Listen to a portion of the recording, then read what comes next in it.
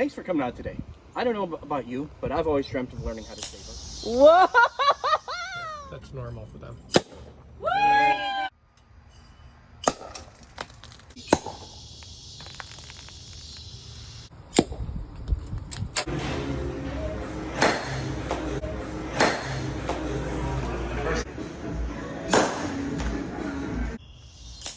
Whoa!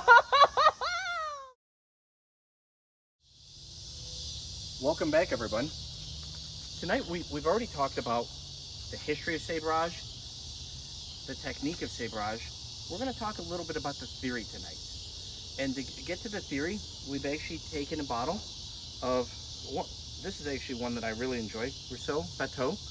It's a grower champagne, and a grower champagne means that 95% or more of the fruits are grown on site, on the estate.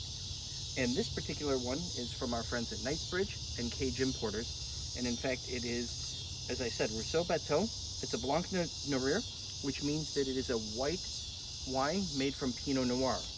There are in fact only 5,740 bottles of this made.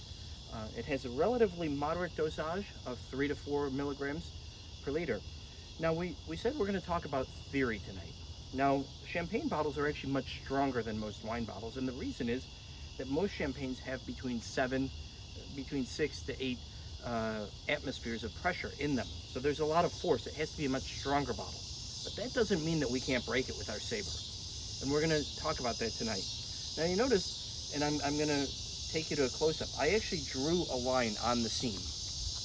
And if you look at that T, that's exactly where we're going to want to hit the Saber, strong, confident, and cold, once we get to that, right? And the reason for that is champagne bottles are fused together. They're heavier glass than most wine bottles, but there's also a fusing at the top, at the neck. So we're going to take a look at what that looks like now. So, as you'll remember, first thing we do, we'll take off the foil, as you would anytime you open a bottle.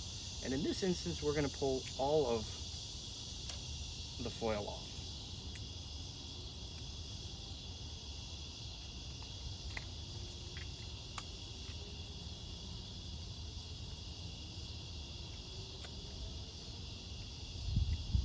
All right.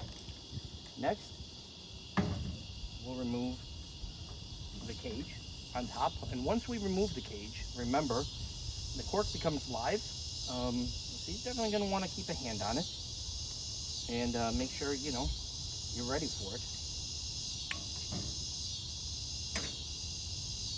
Next, you're going to want to extend your arm,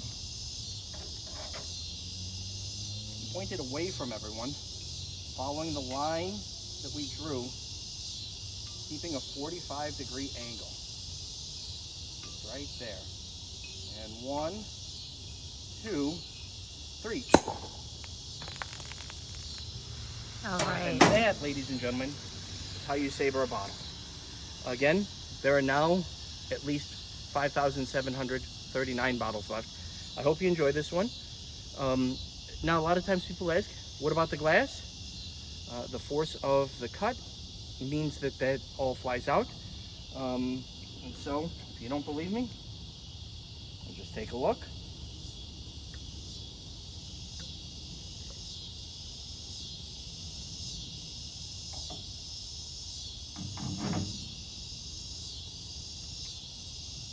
Cheers.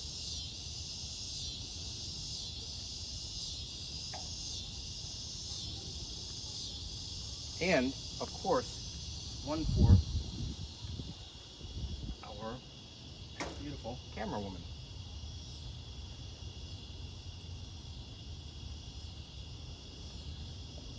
I've been married long enough to know you should always have a generous pour for your camera woman. And with that, I'll say cheers. Cheers, honey. Thanks so much for watching.